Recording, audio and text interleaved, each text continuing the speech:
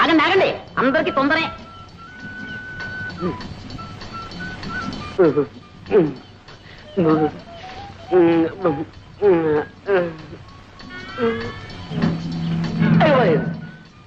ఈ రాయితో కొడితే చచ్చిపోతుంది పాపం. పాపం కొట్టడానికి పువ్వైనా తేలేదు. అయ్యో చేతికంది కొమ్మైనా లేదు పాపం. ఈ పాపం నాకెందుకు, డైరెక్ట్ అటాకే.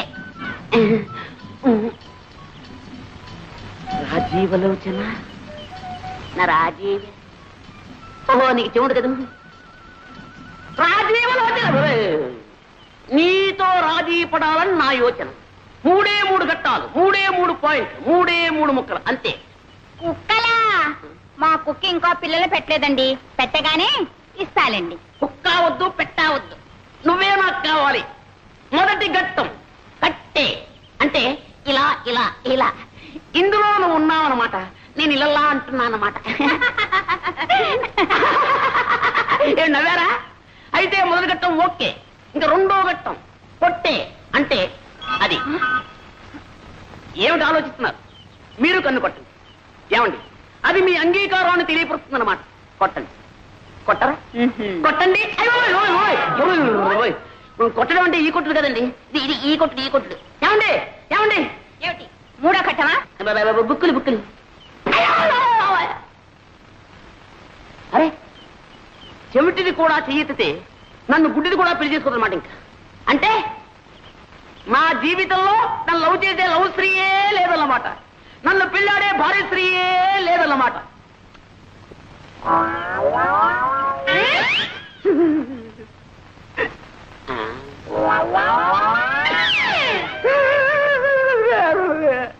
శ్రీహరి, నిన్న నీకు హోంవర్క్ ఏం చేశాను? 4 ఇంట్లో ఒక్కొక్కరికి 3 మునక్కాయలు చొప్పున. ఆ ఇంటికి ఎన్ని మునక్కాయలు కావాలను చేసావా? తెచ్చానండి.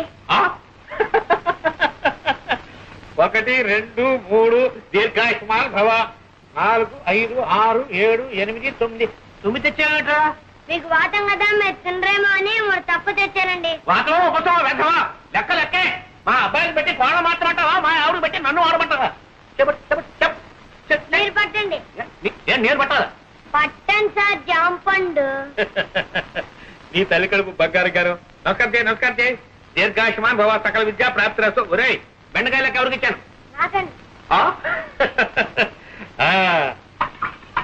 ఈ నాయనమ్మ ఇంకెన్నాళ్ళు ఉంటుందిరా, ఇలా అంచెల్లా అయిపోతున్నావు. ఈ వేళ తెల్లవారు ఏమిటో నాకు ఆకలి దహించేస్తూ ఉంది. మీ అందరికీ సెలవు ప్రకటించేసాను. వెళ్ళిపోండి వెళ్ళిపోండి వెళ్ళిపోండి వెళ్ళిపోండి. తులసి, ఈ వేళ ములక్కాడ పులుసు, బెండకాయ ఈగురును. ఏమండి, మీరు పిల్లలకి చెప్తున్న చదువు ఇదే? పిచ్చిదానా, అక్షరాలు అందరూ నేర్పుతారే, నేను ప్రతినిధులు నేర్పుతున్నాను. అంతకంటే లంచాలు పుచ్చుకోవడం నేర్పుతున్నానని రాదు. అమ్మమ్మ, ఎంత మాట! దీన్ని లంచం అనకూడదు, శ్రీకారం. శ్రీకారమా? ఏ పని ప్రారంభించాలన్నా శ్రీకారం చుడితేనేగా ఆ పని సక్రమంగా నెరవేరేది. అలాగే వీళ్ళకి ఆతో పాటు శ్రీకార మహత్యం కూడా నేర్పేశానా, చదువు వచ్చేస్తుంది, ప్రతి తిరుగు తెలుస్తుంది.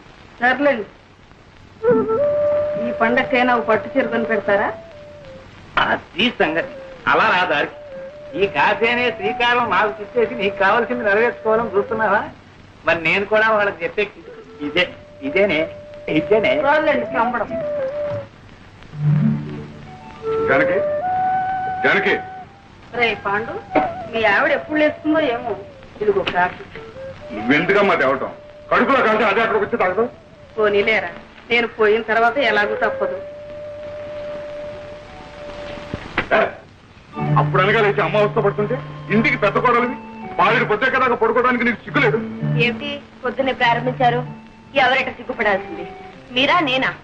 నేను మీకంటే 100 రూపాయలు ఎక్కువ సంపాదిస్తున్నాను, మర్చిపో. ఏదో పిఏ దాకా సతిగాను, నేను ఉద్యోగం చేస్తానని ఏడో బట్టి కానీ నీ సంపాదన మీద బతకాల్సిన కర్మ నాకేం పట్టలేదే. ఇదిగో, ఎవరి బాధ్యతలు వాళ్ళు గుర్తిస్తానే ఏదైనా రాణింపుకొచ్చేది. నేనే ధర్మపిండ పిండలేదే, చాకరీ చేస్తూనే ఉన్నానుగా. చేసావు నా కోడి ఉద్యోగం మానే. ఏమిట్రా మానే మానే అంటావు? ఆ అమ్మాయి కూడా ఉద్యోగం చేసి 10 రాళ్ళు తేబట్టే కదా వేణీళ్ళకి తన్నీళ్ళు సహాయం అనేది సంసారం గడుస్తూ ఉంది. ఇలా ప్రధానికి దాన్ని వెనకస్తురండి, వాళ్ళు చూసుకుని అందరిని వ్యతిరేక తానం చేస్తుంటే అప్పుడు తెలుస్తుంది. అబ్బా పెళ్ళం అంటే ఇంకా నీకు టీకా తాత్పర్యం కూడా తెలిసినట్టు లేదు. పెళ్ళైన కొత్తలో కాళ్ళ దగ్గర దాచి, ఆ తర్వాత ఒళ్ళో లాచి, పిల్లల తల్లి అయిన తర్వాత నెత్తి మీద తాండం. అది రా సంసార రహస్యం. పిల్లలకి ప్రైవేట్ చెప్తున్నారుగా, ఈ రహస్యాలని వాళ్ళని చెప్పండి, వాళ్ళైనా బాగుపడతారు. ఛీ! ఏమిటే వీడికి ఇన్నేళ్ళు వచ్చి ఇంకా సంసార రహస్యం? ఇన్నేళ్ళు సంసారం చేస్తే మీకు తెలిసింది, ఇక వాడికి తెలుస్తుంది. ఆ కోపమే ఈ కూలి కలపకుండా పోతారో ఏదో. చాలా వాసు ఇదేనా రావటం? అవునన్నయ్య, నీకు ఇష్టం దర్శనం అందులో అంతే ఉంటుంది. ఏమిటి పాండురంగారావు గారు పొద్దునే పట్టి మంచం పట్టి కూర్చున్నారు. మంచి నూనె కరువు, మంచి నీళ్ళ కరువు కూడా వస్తుంది కదయ్యా. అందుకని పొట్ట చేత్తో పట్టుకుని ఈ పట్టి మంచాన్ని అతుక్కుపోతే తర్వాత పోయేటప్పుడు ఇట్లాగే తీసుకుపోతారని. ఏమిటా చిన్న అబ్బాయి అయితే తమిళనాడు వచ్చేసావు? వరగంట ముందు రావాల్సిందన్నా, మేలు లేటు. మీరు సర్కార్లో కాదు వస్తానన్నారు. అబ్బబ్బబ్బబ్బబ్బ, మీరు సర్కారు ఉద్యోగం చేసి అన్నీ మీకు సర్కారులా కనపడుతున్నాయండి. బండి అయినా సర్కారే, బస్సు అయినా సర్కారే, గుర్రమైనా సర్కారే, నేనైనా సర్కారే. అబ్బా, సర్కారు ఉద్యోగం అంటే పట్టి తప్పేస్తున్నావు. ఎంత తేలికైపోయిందో. వచ్చావా బాబు? మొదలు ఏం మార్పు వస్తాడు కనపట్లేదు. సరే, హోటల్ భోజనం సరిపడడం లేదా ఏమైనా ఇలా తిట్టిపోయావి? వాళ్ళు ఏం పెడితే మాత్రం నువ్వు పెట్టేటట్టుంది. ఏమో ధర్మరాజు, పరీక్షలు బాగా రాశారా? ఎంత బాగా రాస్తే మాత్రం ఏం లాభం చెప్పండి. ఏదో పంపించాడు. ఏముంది అయినా అది? పెట్రోల్ ధరలు పెరిగిపోయిన దగ్గర నుంచి మొత్తం అంతా తారుమారు అయిపోయిందండి. పెట్రోల్కి నీ పరీక్షకి సంబంధం ఏమిటా? అమ్మమ్మ, చాలా దగ్గర సంబంధం ఉందండి. పెట్రోల్ ధరలు పెరిగిన దగ్గర నుంచి మొత్తం అందరూ కూడా బస్సులోని ప్రయాణం చేస్తున్నారండి. జనం రద్దీ అయిపోతున్నారు. పాపం లెక్చరర్స్ కూడా ఇలా వేళ్లాడుతూ వస్తున్నారు. అక్కడ కోపతాపాలు స్టార్ట్ అవుతున్నాయి. అవన్నీ మామి చూపిస్తున్నారు. కర్మ కొద్దీ ఒక్కాంతరం మేము తప్పు రాశామే అనుకోండి, మొత్తం అన్ని ఇలాగే రాసిన చోటు వీళ్ళని మొత్తం కొట్టేది. పేపర్లో నెంబర్ లేకపోవడం, తర్వాత మీరు తిట్టాలి. ఇవన్నీ ఎందుకు చెప్పండి మాకు. ఇంతకీ బాగా రాశాడా లేదా నాయన తండ్రి? ఏ కంగారు పడద్దు. మేము రాయవలసినవన్నీ రాసేసాం, మా డ్యూటీ మేము చేసేసాం. తర్వాత నా అదృష్టం ఇప్పుడే తేలిపోయింది. ఈ చీరలు నీకోసం తీసుకొచ్చాను. ఇవన్నీ నాకెందుకురా? మరేం కావాలో చెప్పాను.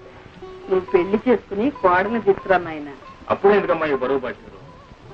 అది కాదు, నా ఒంట్లో ఊసుకుండగానే వచ్చి ఆవిడ గారికి కూడా ఇంత చాకరీ చేసి నీ రుణం తీర్చుకున్నాను. నీ బాధ నాకు అర్థమైందమ్మా. ఎన్నాళ్ళు అంటే అన్నయ్య వదిన సంపాదన మీద ఆశపడ్డాను కాబట్టి అన్నిటికీ సర్దుకుపోవాల్సి వచ్చింది. మనకు మంచి రోజులు వస్తున్నాయమ్మా. నేను రాజు కలిసి వ్యాపారం పెట్టబోతున్నాను. వ్యాపారమా? అందుకు మా వాళ్ళకి అక్కడే ఉందని తిరగచ్చు. చూసారా, నేను వ్యాపారంలో గొప్ప తద్దమనని మా తాతయ్యకి పెద్ద నమ్మకం. మీ వాసు అన్నాడు అనుకోండి, నా చేత మా తాతయ్య ఏ వ్యాపారమైనా పెట్టించేస్తాడు. అందుకని మీ వాడిని మా ఊరికి తీసుకెళ్ళిపోతున్నాను. అంటే మీ తాతయ్యకి మా వాడిని శ్రీకారం పెడుతున్నావు అన్నమాట. శ్రీకారం అంటే లంచమైనా వ్యర్థం.